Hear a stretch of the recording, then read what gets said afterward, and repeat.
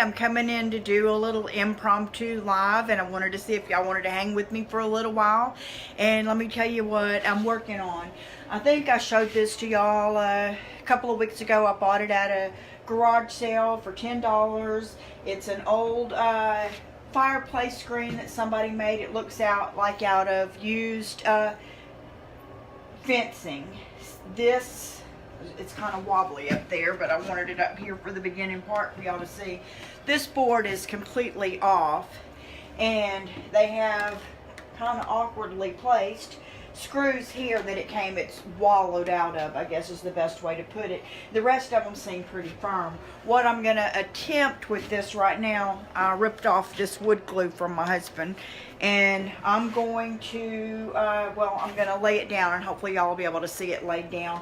Let me talk about this first. I liked this. I thought it was a sweet looking piece with the barn down here. I wasn't a real big fan of the green part up there, and I thought, well, maybe I'll come in and put some clouds up there or something to get rid of the green part that I don't like, because I really liked the barn. I thought it was cute, but the more I've thought about it and the more I'm running out of time, because we're having a Christmas festival downtown this weekend here in DeRidder, Louisiana, and I want to have this. I want to have this out there. I want to have it out for sale because I believe it would be good for somebody, and so I need to get moving on it. So what I'm going to do is I've changed my total mind on everything. Shame on me. This barn's going to disappear for now. I don't have my mind totally made up, but what I did was get out some DIY white swan and some DIY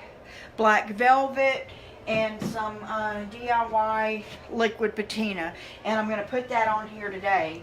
I'm just going to lightly, first I'm going to come from the top, the bottom, and the crevices and all that stuff with the black and put a little of that on there, and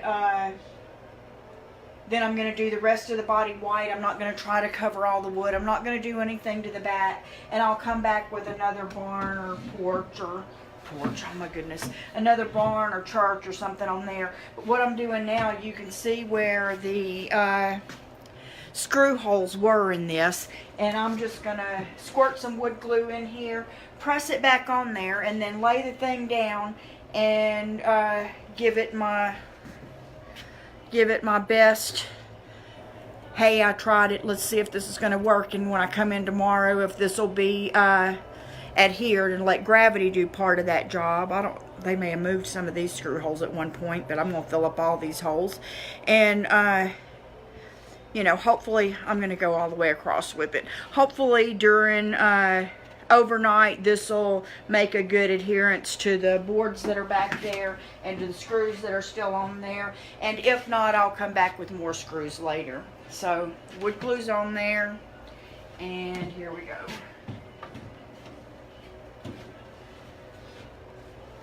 So this, ordinarily with the wood glue, you would clamp this down, tape it down, wrap it down, something to have it hold until the glue is dry. That's basically, and this is a construction tip that I learned a long time ago. The screws that you find in things are not generally what is holding the sturdiness of the piece together. It's the wood glue. And the screws or the fasteners are only there to hold it together tight until the wood glue sets in. So the actual strong part of holding this together is going to be the wood glue. And while that's standing there for a second, I wanted to show you a couple more things. If you've been looking or want to look back at the pictures I posted yesterday of the dresser disaster, I have this that I found in there when I was looking for the paint, and this is another copy of that same transfer, the Prima transfer that I have on that big dresser, but this is a tiny one. This is like an 11 by 14. But I'm wondering, and I'm going to let my husband be the deciding factor on this, because he's feeling really bad about messing it up, and I don't really care. I'll come up with a plan B. You know, when you're painting something, you can always paint some more. It's nothing to ever stress yourself over. But I'm betting that I can take some of this rose right here and some of this blue and fill that in, and then distress, and that, you know, nobody but me, nobody but me and y'all will know that it ever happened. So, should have laid that down first, but let me get this out of the way. Flip that back over because the wood glue ain't gonna stick if it's not together. And I'm gonna lay it down flat for the wood glue to get in overnight. But and I do have a little in front now. Okay, let me see if I can make this happen the way it's supposed to, and then I'll come around and make sure you can see it from where you're at. Bring you a little closer here. Woo! Sorry about that. A little bit crazy there.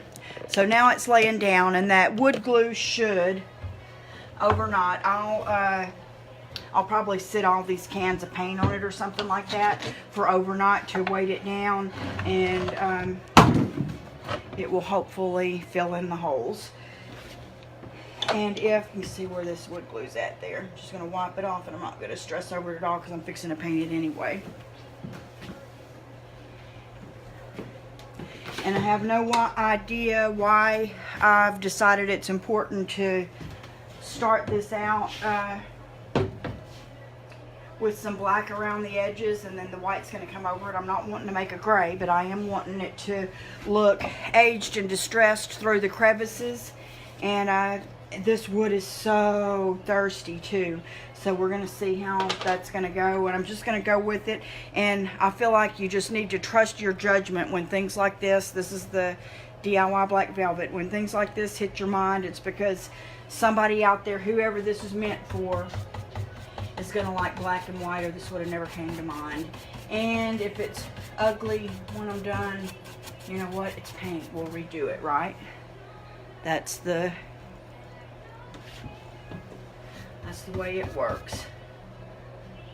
Almost down to the bottom of this one, so getting a good amount of water on here. And that's the thing to remember with this clay-based paint too, is you need to keep your brush damp. I always keep a bucket of water here to dampen my brush and keep it damp, and especially too when you're using a natural bristle brush. This is the Paint Pixie number 8 natural bristle brush, so it's going to soak up a lot of moisture too. But I'm not trying to be perfect with this or anything. I'm not digging to get it down in those seams. I'm just wanting to get it started.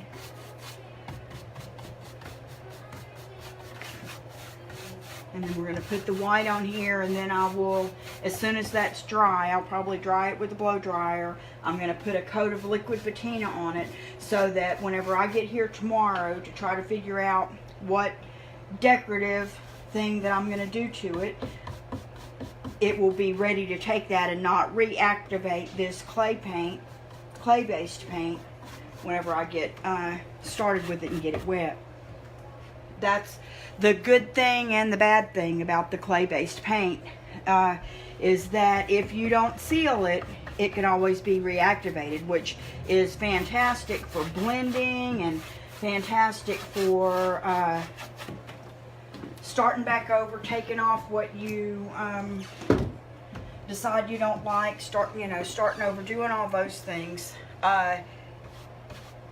But it's also will be easily reactivated and brought back to wetness and smear and blend even when you don't intend to, if you don't seal it.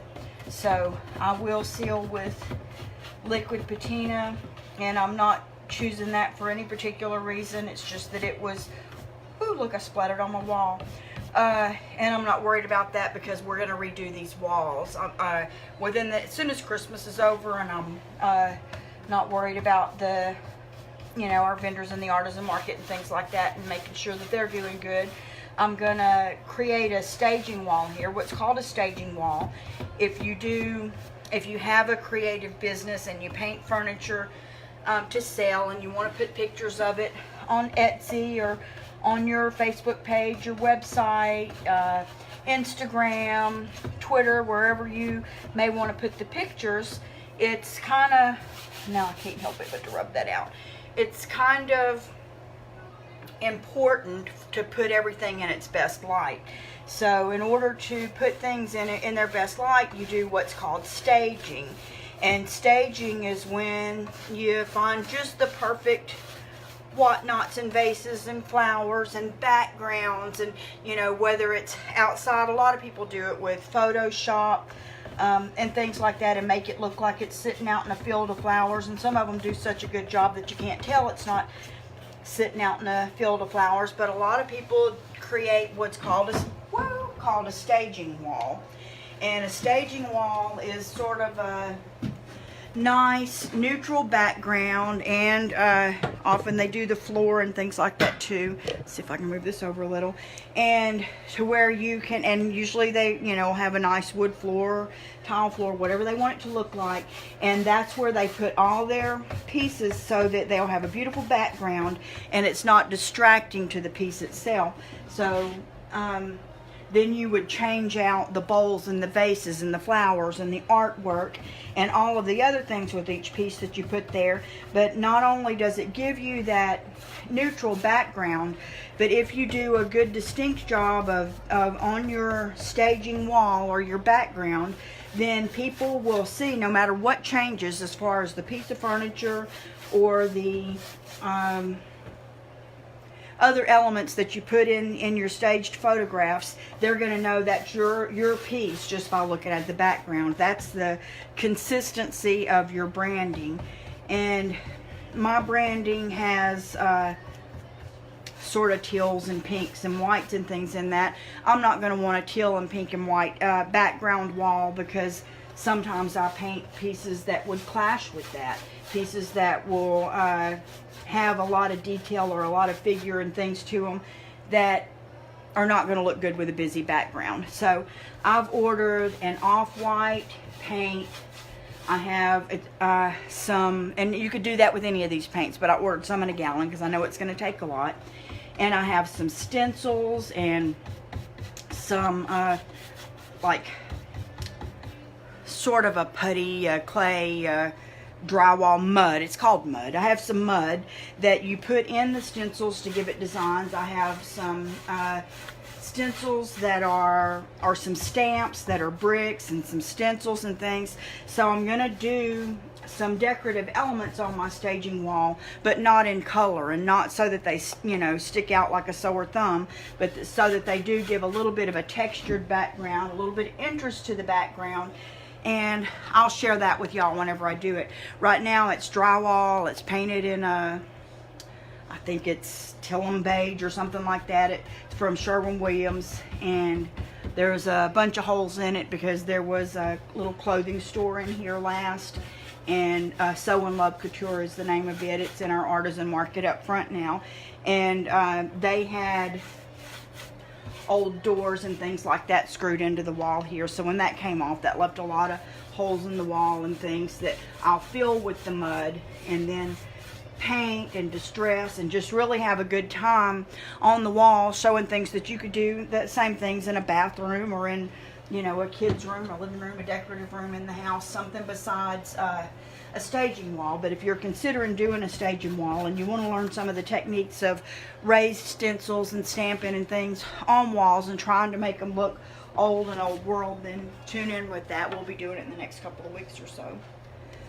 So now poor barn is going, and I'm hoping like heck that I don't reactivate the, oh shoot, I wanted to do one more thing. Let me show you this. While I have the black paint out, my friend Sue, that I actually bought the red table we did from at her garage sale, and this fireplace piece, came up and brought me this tray. Have no idea what I'm going to do with the tray, but I thought it would make a really pretty chalkboard. And I got it out when I knew I was going to use this black paint, and thought, well, while you got your black paint out in your brush, throw a coat of paint on that tray, and whatever it's supposed to be after that will come to you. So we're going to do that. We'll probably do something else with the edges later on, but while I have the black paint out, we're going to take advantage of this opportunity and slap some black paint on this tray.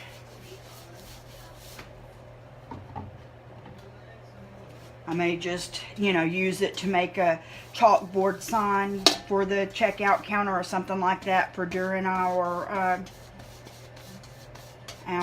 booth at the Christmas festival next weekend. Or I may try to make something cute out of it. Depends on how much time I have. I'm trying to just kind of slapping at it like this to try to make sure and get that paint down in the grooves that are on the edge of this tray a little bit. This is not going to be the final coat or anything, but I want as much of it as I can get on there this first coat. And that's another thing that's really good about the clay-based paint. Whenever they talk about you not needing to prime and all that, a lot of times I contradict that whenever I'm working on a piece and say, well, you know, this piece we better go ahead and use some primer. It may have some bleed through or things like that. Well, I generally don't. I'm not worried about slick stick. There's a little bit of texture to this tray. Just trying to make sure that all my brush strokes are straight across now, and I'm fixing to chunk this to the wayside. And we will worry about that tomorrow. But there's the first coat, and that's, I'm sure this came from the dollar store or something like that. But it'll be something cute before its life is over. About all gone now. Now my water's pretty black, and I'm not wanting to gray my paint. I got out this cup because I just have my paint in here for right now, and I don't have any paper towels in here. So I'm gonna just squirt. This is called a FIFO bottle. First in, first out. And if you ever work with FIFO bottles, let me get this up close for you to see. You see that? That's the end where it comes out. This is the end where it goes in. And FIFO means first in, first out. That means your oldest paint's always going to be down here when you're filling from the top. And people, I see it all the time, want to sit them this way thinking it's going to fall out. Well, what's going to happen is your first end's going to float to the other end, and you're messing up the whole point of the FIFO bottle. The FIFO bottle sits with this squirter down. It sits ready to go. It's ready to go at any given time, and your good first in paint comes out first. So if you find one of these, this goes on your table down to the bottom, and the closed part goes up at the top. That's the way a FIFO bottle works. And I don't know which brush I'm going to use. I'm gonna go with my Paint Pixie number 12. I love this brush, and since my water's black, I'm gonna spray my brush with some water and wet it this way. So if you always, if you can't get it in your water, you can still dampen and wet your brush. And this looks like it's got some stained blue on it. If it stains my white here, then it's meant to be for me to have a blue background. Okay, this black is not all the way dry. I'm gonna just start going through the middles and give it just a little bit more of an opportunity to dry. I'm going on pretty thick because I'm wanting to make sure and do my best to cover the design that somebody took their time to put on there before, but I'm not wanting this to turn all gray. So I'm skipping those edges a little bit.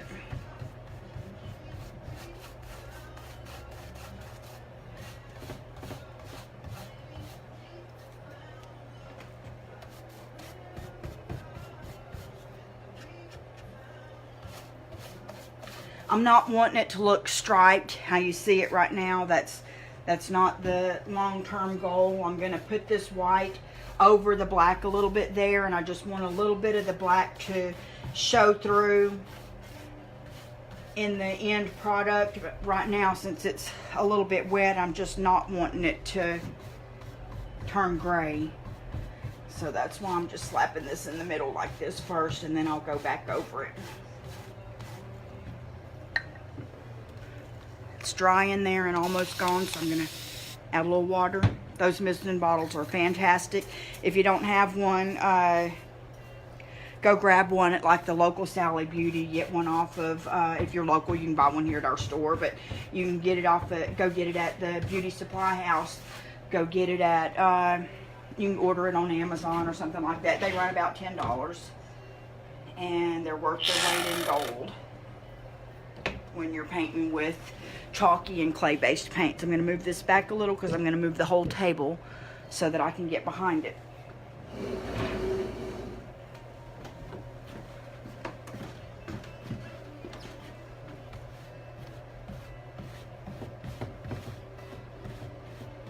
Just get this first coat slapped on here and I'll go back. I don't want to too much reactivate the black paint that's under it. So that's why I'm doing it in this fashion, as it may reactivate once I start on it, and that's okay once I get to the edges, because I'm going to want that kind of blended anyway a little bit. I am a danger to society here today, running into stuff. I just last minute decided to come in here and do this before I left today.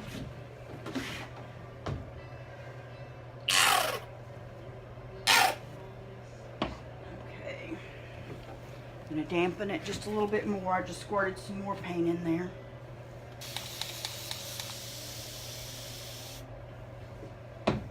And here we go. Can you see?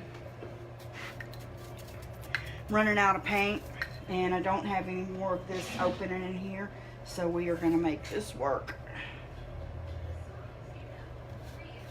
Just coming from the inside out, because that'll pull more of that white out and not be pulling on the black. Let's see how I'm just lightly going over the areas where the black's at, so it's more solid white in the center. It is picking up a little bit of gray, but like I said, that's okay. But it's almost semi-dry brushed at this point, coming out on this end. And they don't have to be even, and they don't have to be, you know, just as much on one as the other or anything like that. I don't want, in my heart, right now, ordinarily, I want to spray this so that my brush will flow better. But if I spray that too much, I'm going to go through the center of that. If I spray that too much, I'm really going to reactivate that black and be mad at myself whenever it starts smearing everywhere. Let's see what a nice aged finish that's starting to have. Lighter in the middle to brighten it up. Darker through those edges.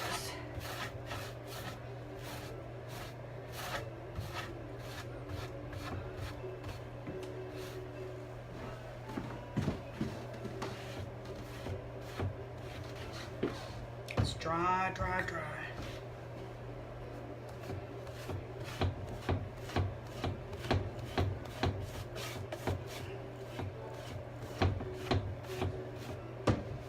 Spray the white part.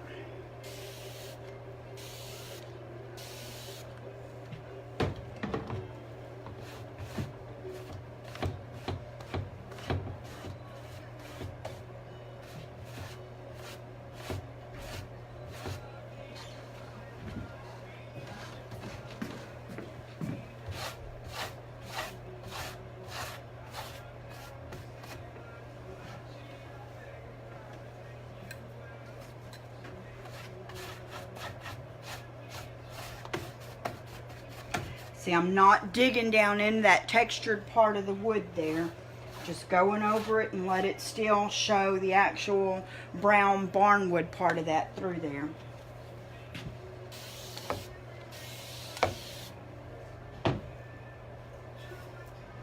Not much left in my cup. This wood now with that black there looks charred. It looks like it's been through a fire.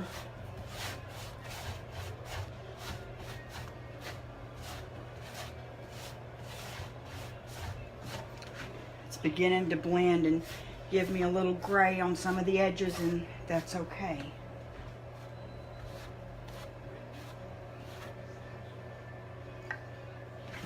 Let's see if I can get any more paint out of here at all.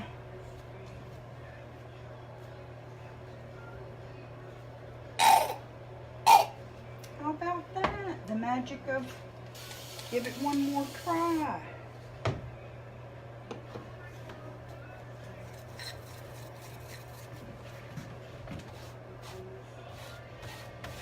I'm still trying to make my brush strokes all go in the same direction.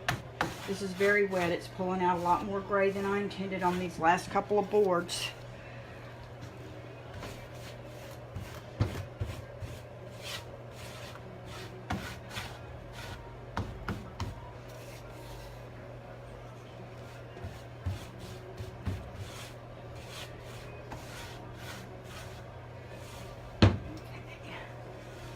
Now I'm just going to go over them all, allow the gray to happen where it wants to happen, and just pull those brush strokes down. It's feeling really dry. I can see a little bit of bleed through happening right in here, and we're going to allow that to happen as well, because we're not trying to look like new wood. We're trying to look like old wood that's been sitting in front of the fireplace for a long time.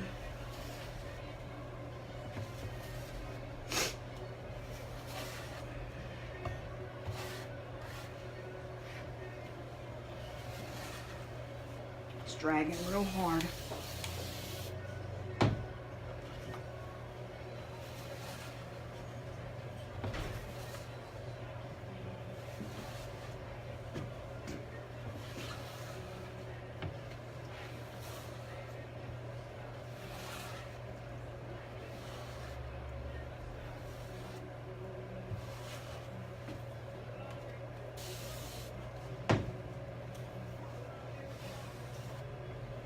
Definitely a lot of bleed through. If this was a tabletop, I would be so sad right now that this is not, and we do want it to look aged. So I believe that it's gonna end up being, let me see if I can back you up a little bit. I believe it's gonna end up being everything that we want it to be. Remember, this board is hopefully gonna be solidified down there by morning. That's the one that I use the wood glue on to hold down. And I do not believe that we could have got this aged of a look and the way that it's going to look like by morning had I prepped, primed, or done this in any other way. I'm excited to see how it's going to look tomorrow, and just going to go for it when I get here. Actually, we'll have tomorrow morning, if y'all want to, at 10:30 Central Time, my friend Sharon is going to bring up some pecan wood from Texas that's left over from a project where my husband and I built a flag case and a memory box for her father's belongings after he passed away. We have some of that wood left over, and she's going to bring that up, and we're going to work together, and she's going to paint some angels on some small pieces of that for her grandchildren's bedrooms. And I think that's very, very special. So we'll be here in the morning at 10:30 doing that. At some point tomorrow, I'm going to decide what I want to go on here. As soon as this dries a little bit, I'm going to throw some liquid patina on it tonight, so it'll be ready for me tomorrow. And if you want to watch some more on the Christmas ornaments done with the IOD molds, we'll be working on that some more this week. And the small 6x6 paintings, I'll do an event for those, so that you'll make sure and get the info on that. And just thank you so much for joining me. And if you have any suggestions as to whether to put a wood scene on this, I could just do trees and things like that, or whether to put a church, or whether to put a barn, or if you think it needs a funny Christmas scene. I mean, we can do anything we want to with it. We can leave it black and white. We could write words on it. There's a million things to do. But I hope that to wake up tomorrow inspired with a new idea and to go with it from there. And I appreciate you joining me. If you have any questions, just let me know. Thanks. Bye.